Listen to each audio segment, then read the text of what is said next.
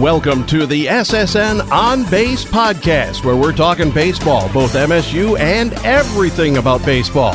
Here's your host, Rob Bennett. Well, you talked about the young guys listening to the leadership of the seniors and the upperclassmen, but those young guys, a lot of them have come through in key situations. You've thrown them out there, and we can name the whole list of them, but it's good to see the mixture of the senior guys and the upperclassmen coming through, but knowing a freshman, depending on the situation, you have a lot of freshmen and a lot of underclassmen, you put them in a certain situation, and they have come through quite a bit this year too. Yeah, they really have. I mean, you look at Chad Ruskelli, a redshirt freshman, has caught the majority of games for us, and going into the year going into the first weekend, honestly, we didn't know what we were going to be able to get out of him. And, he's done a very nice job for us back there.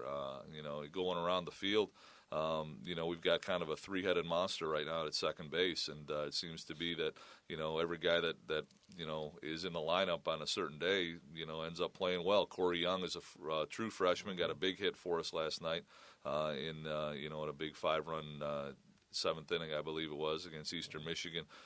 Dan Durkin is a sophomore who's really played well lately. Johnny Nate played well extremely early, or played extremely well early, and then, he's been in and out of the lineup, but when he's gotten his opportunity, he's really swung the bat well.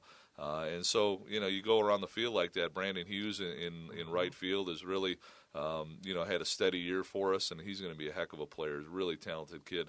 And then a lot of guys on the mound. We ran out 4 freshmen yesterday against Eastern Michigan, and all 4 of those guys, I think, threw well and are going to be very, very good. Alex Troop is another one who's a left-handed pitcher, outfielder for us, who's played well in his opportunities. So, you have good leadership, with the older guys, but the younger guys are doing a nice job of kind of following suit and, just playing hard. It's a talented group of guys who's got a lot of, there are a lot of bright futures here. You're talking about those freshmen, and my question about Alex Troop and Brandon Hughes, especially since they can pitch as well as play in a position, how long do you plan on using them in both positions, or do you plan on saying, okay, you are this or you are that eventually? Well, yeah, I think as long as they continue to play well, we're going to use them in both. I think, it's almost 2 players for the price of 1, which is extremely valuable, obviously for us. And so, Hughes hasn't gotten as many opportunities on the mound, not necessarily because of anything he has or hasn't done, but the guys that have been throwing, I think, have been throwing really well, and he's a very good outfielder for us. And so, he threw again yesterday, and the more opportunities we get him out there on the mound, I think the better off he's going to be. Troop is kind of the same way. We did make one, little adjustment with Alex where, because he can hit, we used him in a pitcher DH role, I think, early, and that didn't go very well. And so, we wanted him to when he's pitching, just kind of concentrate on pitching, not have to worry about the offensive end of it. And he seemed to respond well to that, too. So, going forward, you look ahead to next year, you could kind of see both of those guys in the outfield, both of them pitching. And like I said, I think the future's bright around here. And the mentality of the young guys going up there and being not afraid, senior, I mean, that you can't really teach that. It just comes with a mental process. And for these freshmen to come up there so early in their collegiate careers and get big hits or make the big pitch, which we've seen, I mean, that again, the future's bright just because of that. Oh, man, yes. And man, when I go out there and when we see these freshmen, we talk about them all the time on the radio and how excited we are about having those kids on campus and the recruiting job that Jake and his staff have done, and not only bringing in the quality player, but these kids are quality young men. Leave the ability aside. These are quality kids, and to see them succeed and have and demonstrate the confidence that they have in themselves, the way they carry themselves, they're no longer freshmen, as that's a term that's commonly used. But and I could say that maybe even before the halfway mark of the season, the way the maturity level of these kids is, and And they are, like Jake said, the future is really exciting. And if you like this freshman class, you're going to love next year's class. So, and I think there's, two back-to-back quality classes like this. Boy, sky's the limit here. Real quick, I want to ask coaches here, the difference in recruiting, I'd say, the past 10 to 12 years. I mean, you guys have been through those wars recruiting-wise, especially in the Midwest, Midwest might get a bad rap, but I think that's changing quite a bit over the past 5 to 10 years. First, I'll go with senior. What has been the biggest difference, you think, since you've stopped recruiting, or even scouting for that matter? Well, I haven't recruited at this level. Being a volunteer, I was not by rule could not recruit. But yeah, I did scout. I scouted for a number of years with the Toronto Blue Jays, and I don't think our kids up here, will take a back seat to anybody ability wise.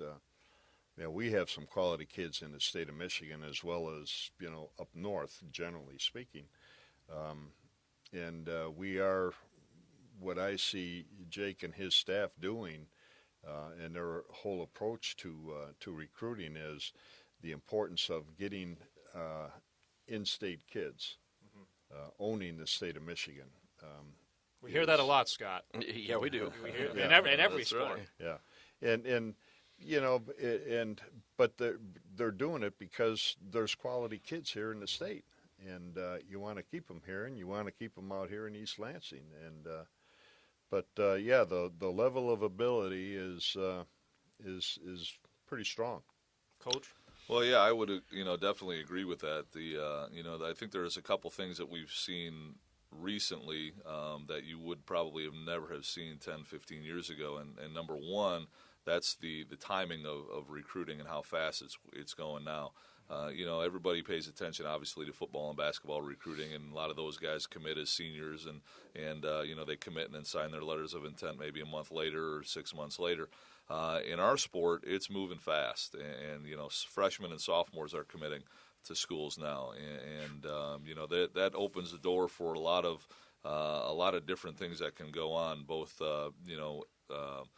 with regard to maybe some unethical procedures somewhere, across the country. Certainly not here. We try to do things the right way and honor commitments. But you're seeing a lot of guys that maybe will commit early and then don't play as well as whatever school that committed them had hoped, and then they tell them to go somewhere else. So you're starting to see some decommitments now, which I don't think is a good thing at all. Right. We fortunately haven't had any because I think we've done our homework. Coach Sykes and Coach Mead, our two assistant coach, are extremely diligent and very thorough in what they do. We don't take any of those decisions lightly. We're not trying to bring in 20 guys and then just kind of cut that list down and whittle it down. We're trying to bring in the right guys that we feel are good fits here at Michigan State. I think the other thing with regard to what my dad said with the talent, on the plus side, the talent is getting a lot better, and it does go in cycles, and it has done that for the last 20 years. You get a few good years of really talented group, and then it may dip a little bit for a year or two, and then it comes back. But you're seeing a lot of guys now that are playing baseball year round. And really kind of specializing in baseball, which I don't necessarily think is a good thing either. I think it takes a lot of strain off your arm when you're able to go play football or basketball or run track or do whatever it is. I think that arm needs a break, and we're seeing some injuries now that are happening. Even when we get them, because of the amount of innings that they've thrown or the amount of baseball that they've played.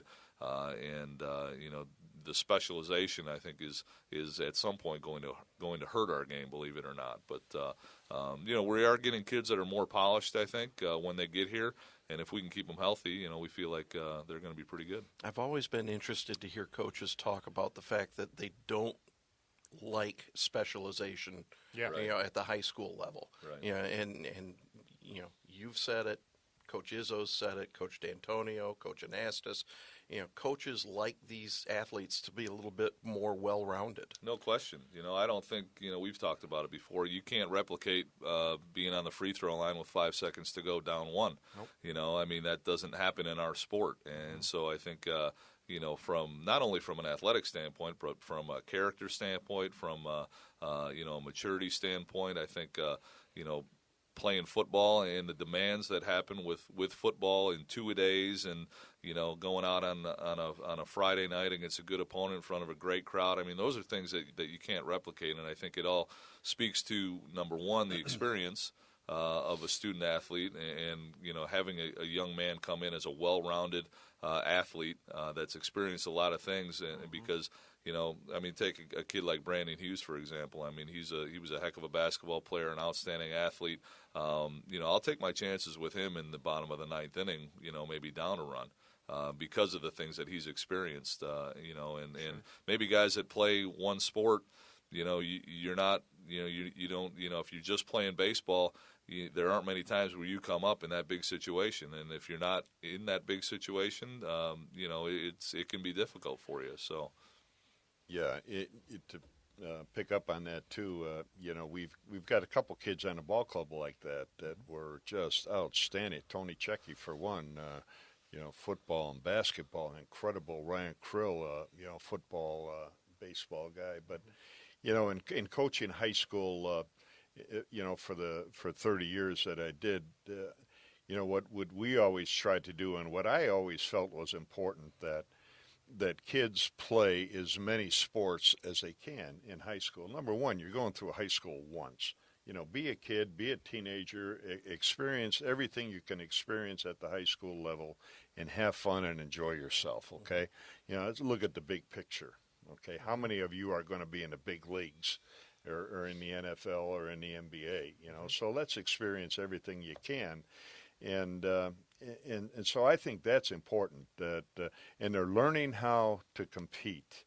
And how they compete in baseball or football and in basketball is going to help them compete in baseball come springtime. So, and unfortunately, and the kids that didn't play a sport, in the winter or in the fall, then we worked on some baseball stuff during the off season. But we really encouraged the kids to play as many sports as they could.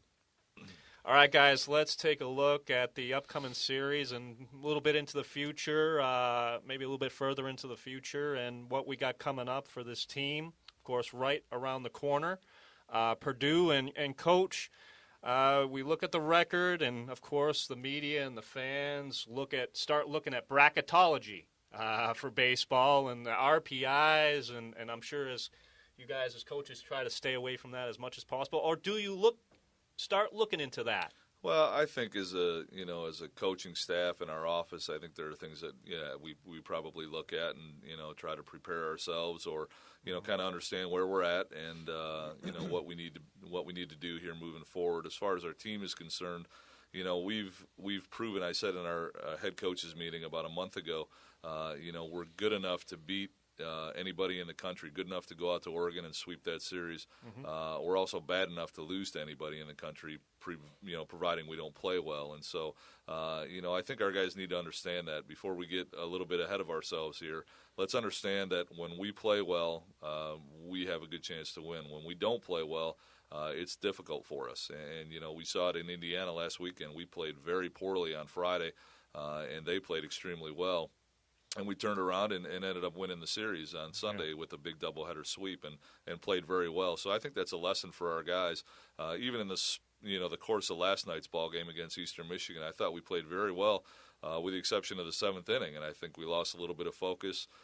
We walked a guy, we made an error, and all of a sudden, here they come, and an 8-0 lead is all of a sudden 8-4. And I think that's a good example of kind of what we're capable of on both sides of it. And so, moving forward, it doesn't matter, who we play. It doesn't matter if, Purdue comes in or, Indiana or Notre Dame or whoever it is. The focus, is really for us is on us and is on playing good baseball, playing solid fundamental baseball, keeping a good approach at the plate, and like I said, if we play well, we feel like we have a pretty good chance to win. One thing that I just from afar watching this team is the resilience of this team. Now, it might up in the radio booth for senior, it might not be all easy all the time on you, but I think you got. What are you trying to say? Well, I think we can all agree the resilience of these guys. Like you said, a perfect example. Indiana, the first game didn't play well at all, came back and not only pitched outstanding, but came up with the key hits when needed. It closed the door when needed. So the resilience of this team is a huge strength, I think. And it's not always just game to game. Sometimes it's inning to inning. Yeah. Yeah, much to my chagrin, I think sometimes I have some more gray hair now than I did when I started all this. But, I think that's one thing I've learned about, or I've learned from this team, is the idea that, we're never out of the ball game, number one. And number two, once it's over, and there's nothing we can do about it, and we need to move forward and look ahead to the next one. And I think they did that at Indiana. I probably sit on a loss a little bit longer than our guys do, and I think that's part of a coach. That's what happens. But, I give our guys a lot of credit because they're really able to separate one day from the next and have kind of have done an excellent job of refocusing and getting themselves ready to play, the next ball game if we don't play well. Yeah, one thing I think a coach really, they strives for with his team, and that is consistency, and to be consistent day out, day in and day out, and inning after inning after inning is what you're really striving for as your ball club. But then you're going to hit the bump in the road like we did yesterday in the seventh inning, or last Sunday or last Friday against Indiana. But this ball club, I'll reiterate what is being said here, is their ability to bounce back and to get back on track is pretty solid. Consistency has been the word for this team. We've talked many a time again. And Scott, consistency has been the key word for this team. We've seen it. We haven't seen it, but we're seeing it again at the most crucial time now, towards the end of the season. That's important. Oh, yeah, very important. You got to get that effort every single time out, and a lot of that goes to a word that you used was focus, and especially over these next 2 and 3 weeks. That's going to be very important because these are games that a team is, quote, supposed to win. And that's when it can all go south on you if a team knows they're supposed to win. Do you try to do anything different with the guys at a time like this to kind of try to maintain their focus, or do you just talk about focus? Well, I think, it's something that's addressed. I think, we addressed yesterday, after yesterday's ball game, we addressed that seventh inning and kind of why things, kind of went wrong for us there in the seventh. But, we've taken the approach from day one, really, that, number one, we really want our guys to play for the guy next to them and play good baseball and be a good teammate and really play for Michigan State and what that means and, taking pride in what you do and understanding, that you're part of something that's bigger than yourself and, and all those cliches that go into it, and they're all true.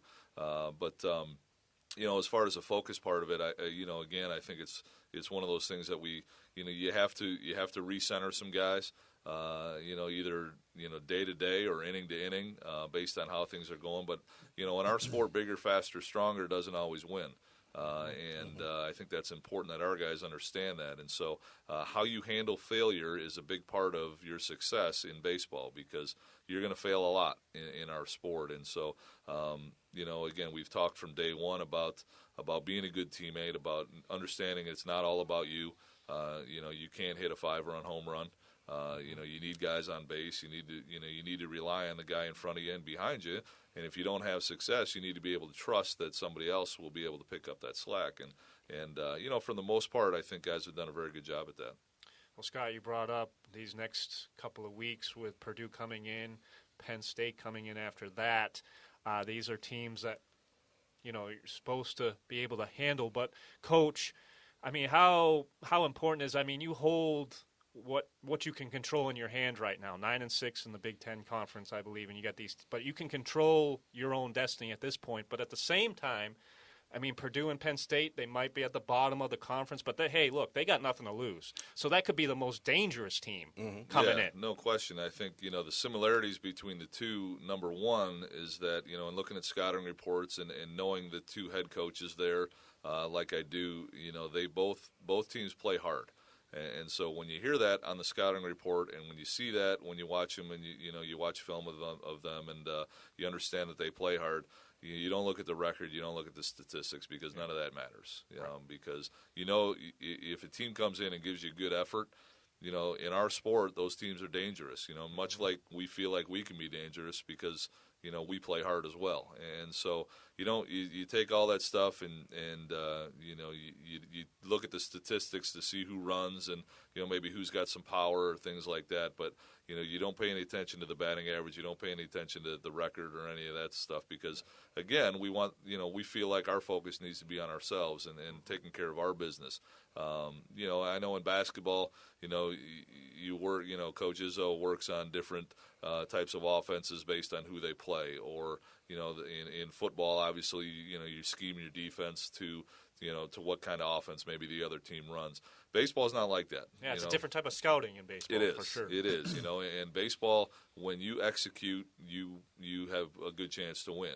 Both offensively, defensively, on the mound. And that goes for both teams. And so it really comes down to, we feel like, comes down to executing our baseball and what we can do and what we work on. And again, if we do that, we feel like we're going to give ourselves a pretty good chance. Yeah, it's exactly, excuse me, it's what I was going to say too, is it's all about baseball, maybe more so, not that it's any less than any other sport, but execution is just critical. And if you cannot execute in different situations, either with the sack bunt, the safety squeeze, or hit and run, or moving a runner, or making a double play, executing defensively as well as offensively, you're really going to struggle. And so that is the focus. That's to be able to execute. All right. I want to bring up a subject that was brought to us this week. The great Michigan State player, Kirk Gibson, came down, we found out, has Parkinson's disease. I don't know what Parkinson's disease was thinking, because I think Parkinson's disease is in for a hell of a fight. You're probably right on that one. Yeah. But I just want to get all your thoughts. Me being from Massachusetts, I just watched Kirk Gibson when he was in the pros afar. When he was with the Tigers, I was growing up, and then, of course, the great Dodger moment for him. But you guys have all been embraced in it. Scott, you were at Michigan State when he was playing, and of course you guys with a great relationship with Kirk Gibson and his family, Cam on the team. Scott, I just want to get your thoughts on Kirk Gibson and the news and what Parkinson's is in for. I don't want to be Parkinson's right now, that's for sure. No, that's for sure. Well, I was I can show you my insight into Kirk Gibson. He was a senior when I was a freshman at Michigan State, and I was convinced that he was making the biggest mistake of his life playing baseball, because I watched him play football. Sure. And I said, oh, he's a much better football player than baseball player. He made the right choice. I think he did. But just that mentality, and he brought that mentality to the baseball diamond too. The football player mentality, and we see that in some ways out of his son Cam too. The intensity that Cam plays with. I mean, he was not only a baseball player in high school, he played hockey as well, and sometimes he plays baseball like a hockey player. He does. So I think you're right. I think Parkinson's is in for the fight of its life. Against Mr. Gibson, and with the medical advances that are being made, this is far from debilitating for Kirk. I mean, and he's going to approach it very similarly to the way I think that Magic approached his problem with the HIV virus. He's going to attack rather than sit back. Sure. And I think that's probably the best way to handle it. Yeah, I think attack, you got coaches, you can talk about this. Attack is a great word to describe Kirk Gibson, and like Scott said, I don't see him wavering one bit with this. Yeah, we fortunately, we have the privilege of having his son play for us at Michigan State, and And when you watch his son play, you're watching him play because the similarities are they're scary. How he approaches the game, how he runs those bases, how that helmet flies off. The hair flies. I mean, the way he walks, the way he carries himself. I mean, it's his father all over. And and I'm sure the family was devastated when they got the news, about that illness. But knowing Kirk and knowing the family, they're going to bold the neck and they're going to go forward. And there's going to be an awful lot of people, keeping them in their prayers. Absolutely. Not only Kirk but Cam and Kirk's wife and the family as well. We're going to keep them all in our prayers. Mm-hmm. And Coach, the importance of just having him around the university. He's such a pillar in the university, just not in sports, but just in general, and just keeping him around, of course, with his son playing here. But maybe even if he wasn't playing here, he would still be around, and the importance of having him here. Well, Kirk obviously loves Michigan State. Yeah. But Kirk's the consummate professional, and I think in everything that he does. And, Cam was really struggling early on. My phone rang one morning and it was Kirk, and he'll call once a month maybe, once every other month, and we'll just kind of there's not much small talk. We just get right into baseball or whatever it is, and which is great. But that's how Kirk is, and he called, and there was a little bit more small talk the last time I talked to him. He said, "Hey, what do you got going today?" And I said, "Well, we're off today." And he said, "I'm driving through. Do you mind if I come in and take Cam down to the batting cages and kind of throw to him a little bit?" And I thought, well, here's Kirk Gibson asking me if it's okay, number one, to work with, Cam, but, he's asking me if he can work with his son. And I think that says a lot about Kirk and how he approaches things. He, in no means or in no way, shape, or form wanted to step on my toes or our toes and kind of what we were doing with Cam and what we were working with. So, he made sure he called and cleared it with us before he came in to work, with his son and have an afternoon with his son. And I think that speaks to, Kirk's character. And when, I know when they got the news, I thought the quote, that was in the paper was 100% Kirk, and that's how they're going to handle it. And they've got a lot of people in their corner. He's got a lot of support, and, not only here at Michigan State, but across the country. For sure. And that includes everybody here at this table. Indeed. Absolutely correct. Yeah. All right, I'm going to go to the last segment in just a minute, but I'm going to pull a fast one on Scott here. He is one of my bosses, so I got to be careful. I might not be back for the next SSN podcast, but I'm going to live on the edge here a little bit. Coaches, I want to ask you, I've asked you guys about road stories, and you guys have had plenty of them. But you've got to know Scott more over the past year and a half or two. Is there any... Now, feel free, because I'm going to take the hit for it. You guys are obviously safe. I'm willing to take. Give me, if you guys can remember a specific Scott Moore road story. Is there one that pops out of your mind this year, last year? Is there too many to think about? Or? Well, I don't know. That's a good question, Rob. I think, for us, number one, having Scott around and having you guys, really on the road especially, I think is great for our program. And we get a lot of positive comments, for people back here that listen to my game or that listen to our games while we're on the road.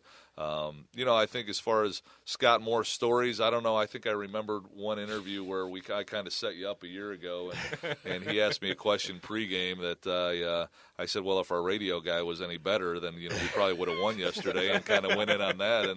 And I know Scott kind of looked at me like, what are you talking about? And I assumed that you could edit that out. I guess I kind of went on a limb there, but I think that got edited out. So we try to have a little fun with them, absolutely. Sure, especially with those long road trips. Yes, that's right. You most certainly have to. Yeah. Senior, you've been around Scott maybe a little bit closer since you guys in the booth together. You have to have one or two doozies of a story, do you? No, not any doozies, no.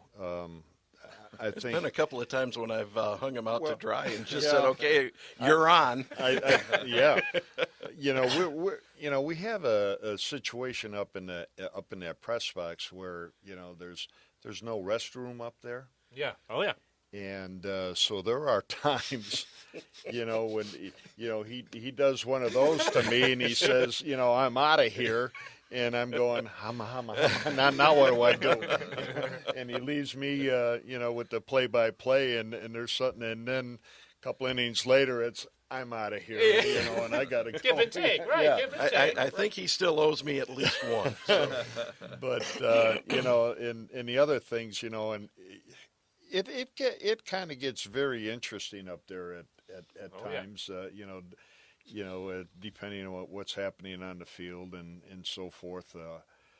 And I'll look at him, or I'll see him out of the corner of my eye, and it's something I have just said, and he's shaking his he's shaking his head, and the hand goes up to his forehead like that, and I'm thinking, oh my goodness, I just got fired or something.